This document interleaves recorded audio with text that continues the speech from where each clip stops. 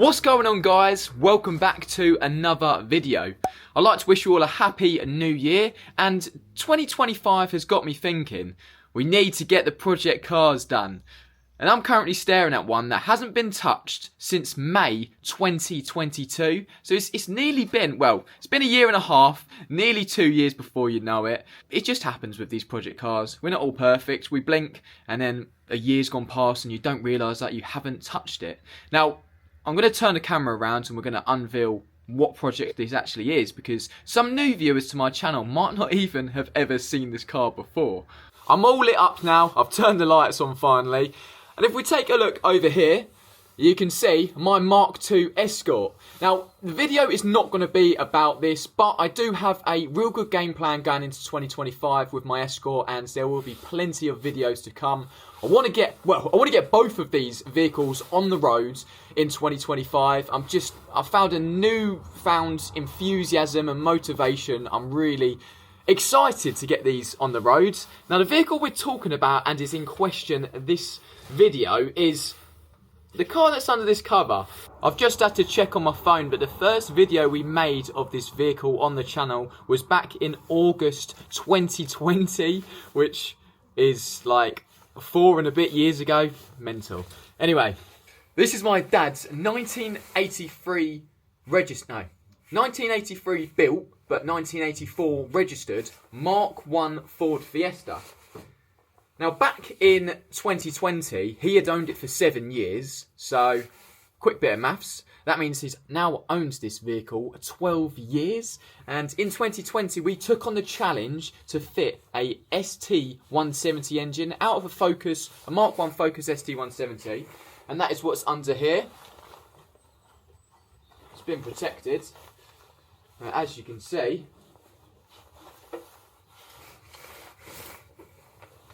Ta-da! I have to move with the camera. So as I've just said, this is my dad's Mark I Fiesta, and in 2020, just as the first lockdown started to come to an end, we decided we were going to fit this ST170 engine into it. Now, he's owned this for 12 or so years now, and yeah, he just wanted to do the engine swap. We were really interested at the time in doing it, so we got somewhat there. I mean, the engine's in the bay, and I'm just going to basically run you guys through quickly what we've done to the car so far, because I do have a game plan. There's plenty of parts still to buy to get this thing running and on the road, but I'm going to let you know what we have done up to this stage. So firstly, the engine. This is a ST170 that came out of a Mark I Ford Focus. We ripped that out of an actual Focus. We stripped one, and this is what we've got left of that. Now, there is some modifications you have to do to the engine, but there's also a choice you have to make early on, which is what gearbox you're going to run. Now, some people run the 6-speed that comes out of the Focus. You can fit it, and you don't have to do no cutting, but the ratios aren't the best in that gearbox, and a lot of people do opt for a 5-speed. Now, that is what we've gone for. This is a 5-speed gearbox out of a Mark II Fiesta XR2. Now, if you do fit the 5-speed, you do have to cut out this section of the chassis. So as you can see, we've cut all the way down here, along the top, and back down here. And this is just to allow the clearance for the gearbox. We do have a strengthener under there, but I will get to that later on in the video. So once we decided what gearbox we were running, we fitted a clutch, a new clutch plate, release bearing, all of that good stuff. And we also fitted I think it's a CVH EFI flywheel. It's got the pickup on the back that you need for the ST170 engine, so that is in there as well. Now, if we come over to this side of the engine, it's had a new timing belt back in 2020. We've also got, so down here is the water pump. Hey, the camera has finally focused. Pardon the pun.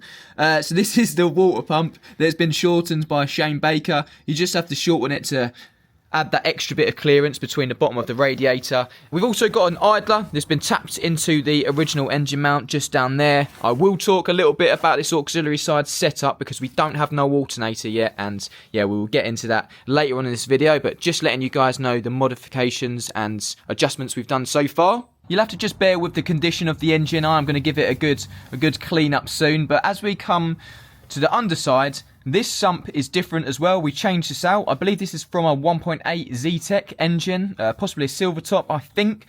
Anyway, all the information for this is in the videos I've already done, so this is just a quick run through of what we've done. So the original ST170 sump is all big and bulky, and there's hardly no room to whack your exhaust and downpipe through this gap. So yeah, the common thing to do is to swap it out for one of these sumps. We've also changed the pickup.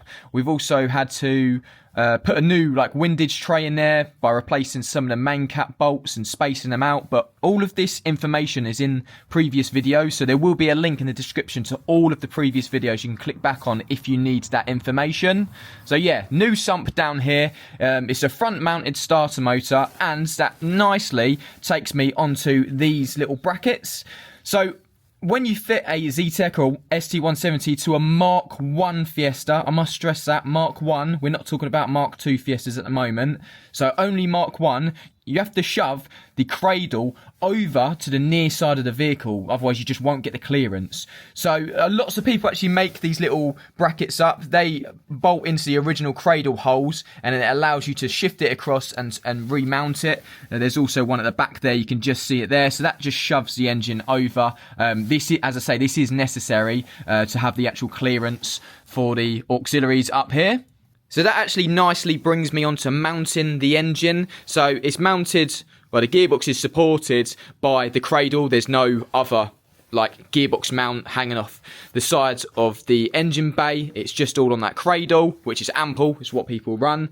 And over here, we've had to weld in a new mount. So on the Mark 1 Fiestas, you cannot use the original mount. It's all weird. It comes all the way up here in the engine bay. You basically have to drill it all out. And then Shane Baker, we got this off of. It's just a metal plate basically that's been folded in the right way, and it's got a hole there for the bolt. So he supplies this metal plate that you weld in on the side of the strut top and the engine bay. And then we've got the mount just down there.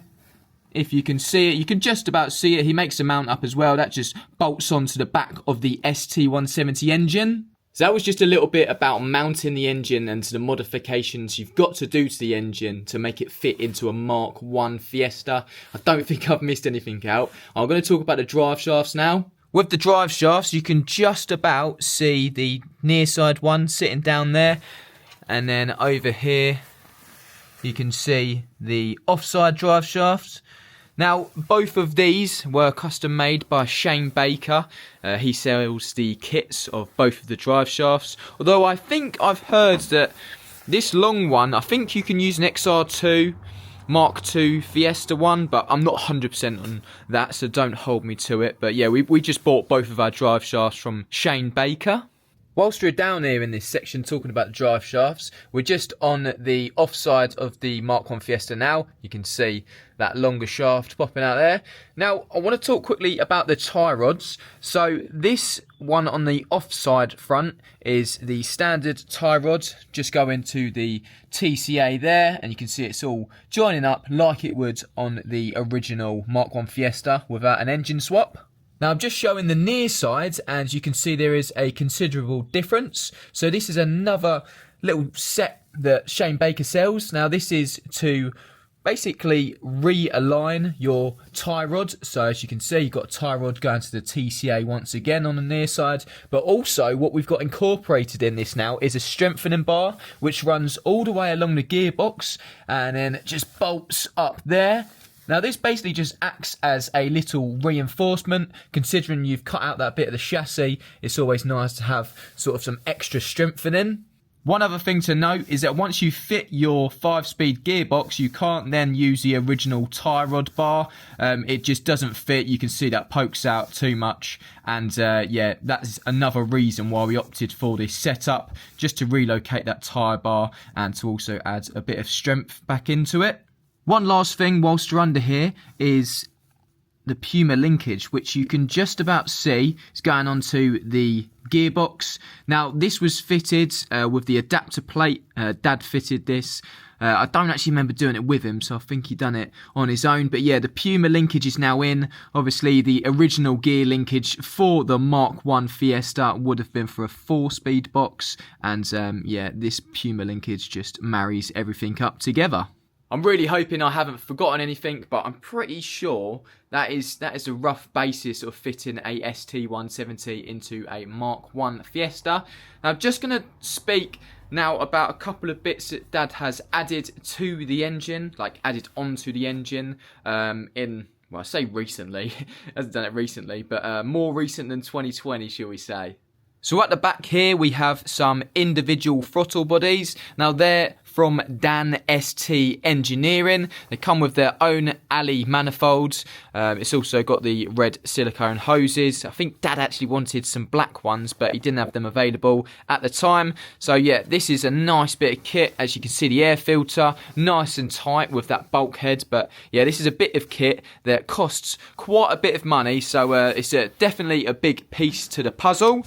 Now, if we just whiz around here, you can see that the radiator has been upgraded. Now, this is definitely thicker than the Mark 1 Fiesta original radiator. I don't think it's longer, but yeah, it's definitely got a bigger capacity. Now, this is alley as well. It's been powder coated in black, sort of going for a bit of a OE look. We want to open a bonnet on this build and the engine to look like it should be there, if that makes sense. Look like it's a neat install. So Dad has mounted that on. As you can see, we need some hoses to finish this off. But that's two nice bits, the radiator and the individual throttle bodies that he has opted for. You can go for different intake options. You can even put like twin 45s on there or bike carbs or something like that. But that is just what we opted to do. That is where we are with the Mark 1 ST170 swap. Now, I don't know, I think it'd be fair to say that we're a good halfway through the project. I mean, the engine's mounted in there, we've done all the modifications, drive shafts are in, suspension's sorted, but there is just a few bits that need to be completed. So if you're anything like me, I do love creating a list, and that is what I have done. So at the top of the list is get the rad inlet repositioned or alley welded. Now, we're a bit unhappy with the way this is lined up, just because I think when Dad's bought the radiator, the bloke asked him if he wanted a kink on it. He said that that's what quite a lot of people do. Dad's opted for the kink and it hasn't lined up, so either the radiator's got to shift over a little bit, or we've got to get someone to re-weld that as a straight fit in. But yeah, that's just one little puzzle that we need to overcome. The second thing is very well related to the radiator, and that is all of the pipes. So we need all of the water pipes. As you can see, Dad has, it looks like he's reused one of the original pipes, I think. Whether that's going to work or whether it's going to be a bit too tight down there, I'm not too sure yet. But we need a full pipe set. People do sell them, but like 300 quid, and I really do think we can make our own one up or attempt to make our own one with some new hoses, obviously, some nice black hoses. But yeah, we need to get the water system all plumbed in. Next on the list is remake some brake pipes. So the front two brake pipes, let's talk about the near side one first. So the near side came out, and I think it ran along where we've cut out to fit the gearbox. So this needs joining or completely remaking and fitting onto the flexi, the brake flexi hose. And the offside one is actually missing, so it's actually missing off of the master cylinder. But what we're going to do is we're going to make up a brand new brake pipe, hard brake pipe that will go under there. It doesn't need to go too far, just needs to go to this inner wing and onto the flexi brake pipe and then onto the caliper. So yeah, we've got to make two brake lines up, and Dad wants to do them as neat as possible. He doesn't want to be opening this bonnet and sort of seeing some horrible brake lines that are all wiggledy-piggledy. We really do want to make this a cleaner install if we can. Turns out the third thing on the list we've already mentioned, which is a coolant hose set. So we'll move swiftly on to the alternator bracket and belt. Well, this has been a confusing conundrum that I still haven't got to the bottom of. So down here on the auxiliary side, we've got our crank pulley, we've got an idler, and we've got a water pump, but we've got no alternator. And obviously, we want this engine to be charging a battery and running. Basically, DA Performance make a alternator kit, but it doesn't say that it fits a Mark 1 Fiesta. Now, it says it fits a Mark 2 Fiesta, and as I said earlier, Mark 1 and Mark 2 Fiesta installs, or Z-Tech installs, are different. They are different to a point, if that makes sense. The kit, I don't believe, from DA Performance actually fits down there, which is a shame. However, I have seen one person on Instagram who's made it fit, so I'm currently in the process of DMing them and working out how they've managed to make it fit. The other alternative is to make your own bracket, which bolts onto the front of the engine, and then you can have your alternator sat underneath the water pump. So I might end up doing that. That is what Mike the mechanic has done with his Zetec install into his Mk1 Fiesta. So yeah, still scratching our heads with that one, but it's definitely something that needs to be done and is on the list. Now, once we've got the alternators down there, then we can pick up a aux belt, and then that can start running, but not before we sort out the exhaust manifold. So as you can see, it's nice and snug down here. Even with our new radiator, there isn't a lot of room to play with for the exhaust manifold. So basically, Dad wants to go for a bit of a sleeper look with the Mk1 Fiesta. Wants to open up the bonnet, people to see the Zetec, but when it's driving along, sat at the lights, it wants it to look and semi-sound like a normal Fiesta. He wants to have the smallest exhaust tip possible. Obviously, he's not going to go for a pea shooter and damage the engine, but he wants to have a fairly small exhaust tip. And we're also just deciding what exhaust manifold to basically have. Now, this down here is a 4-branch into 1 manifold that came off the ST170 when it was fitted to the Mk1 Focus. But as you can see, it comes out, it just pokes too far out. Even if I just put it up like that, that's going to pop right out, even to the front panel. So there's hardly no room for that. So there's a couple of options with the exhaust manifold. We could actually get someone to cut this off and take, I don't know, 1 inch, 2 inches off, and then re-weld it, and then hope that it clears our radiator and actually goes down there. Or I have been looking online, and there is an absolutely lovely exhaust manifold. I think it's like 600, 700 quid, but it is stunning. It's so nice, and I've been quite tempted to buy it for my dad already, to be fair. But yeah, it's lovely. It's been fitted to a Mk1 Fiesta ST170 swap, and they know the clearances.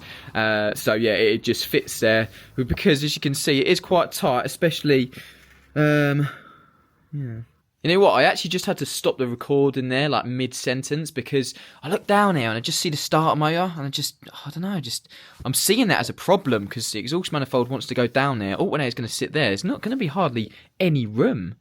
Yeah, it's just scratching my head with loads of stuff on this. So hopefully the exhaust manifold can come out and squeeze past that front-mounted starter motor. But yeah, that's just another thing that's on the list that I still haven't got to the bottom of, which is exhaust manifold and yeah, the actual system. But like I say, Dad wants the smallest possible system. He wants it to it's going to sound good, obviously, but he doesn't want it to be like a massive racket, like a massive 4-inch tip coming out the back. And the last thing that I've got on the list, but definitely won't be the last thing we're buying for this car, I don't think, is the ECU and plug-and-play loom. Now, I already know what we're going to do with this. So many of you have probably heard of Michael from Ignition Advantages. Now, he sells the Max Mini ECU, which is the ECU that we were always going to go with. There was no doubt about that. And he also sells a loom for it. Now, I don't think he advertises it as a plug and play loom, because you have to do a little bit of like the base map yourself, and you have to be able to get the mapping stuff on your laptop. But it basically is a plug and play loom. There is some connectors that we might have to change around and whatnot, but that is the loom we're going to go for. So Max Mini ECU and the loom from Ignition Advantages. Now that, as far as I'm aware, is the main big parts left to source and add to the ST170 build. There will be other parts. I know we've got to get a fuel pump and various other odds and sods to finish off the build, but that list basically has the main bits that we need to buy. Now, I just wanted to show you guys the bodywork. The Mk1 Fiesta is really clean. It's wrapped up because it's winter, but yeah, it really is a true, honest car. It's lovely and clean, and whilst it's been here in the garage, in storage, it's actually now tax and MOT exempt. Now, we will have to, I think you have to contact DVLA to register it as a historic vehicle, but this is something else we're going to be doing, and I will show the process of this on the channel as well. This video was just basically a recap of the build so far. Obviously we started it back in 2020, which was quite a while ago now, and I'm picking it up now in 2025. But I don't like to set myself completion dates or targets, but I really would like to get this done this year, and me and Dad always enjoy going to Oh So Retro Show, so it would be really good to get it down there. I think that's September Oh So Retro. Yeah, it's right at the end of the summer, so that would be a really good goal. And yeah, I'm excited, and we've got the game plan, so yeah, there's nothing else to do apart from crack on. And as you can tell, it's still very cold in England. January and February are probably the coldest months, to be honest, but I'm going to be tinkering away at this and just ticking off them jobs on the list and getting the parts together. And one thing I would like to ask and put to you guys, if you have done this swap in a Mk1 Fiesta, then please do get in contact with me. Let me know what sort of route you went with the alternator. Let me know what you done with your exhaust manifold, because between the Mk1 and the Mk2 Fiestas, they are quite different. The Z-Tech or the ST170 is a lot tighter in a Mk1 Fiesta than it would be a Mk2, but we're going to get there, and I'm feeling really positive about the project. That's all I've got to say, really. Now, you should expect a new video on the Fiesta to drop within the next couple of weeks. So if you did enjoy this video, please do give it a like. And if you like what you see, subscribe to the channel to see more. Thank you all for watching, and until the next one, I'll see you guys later.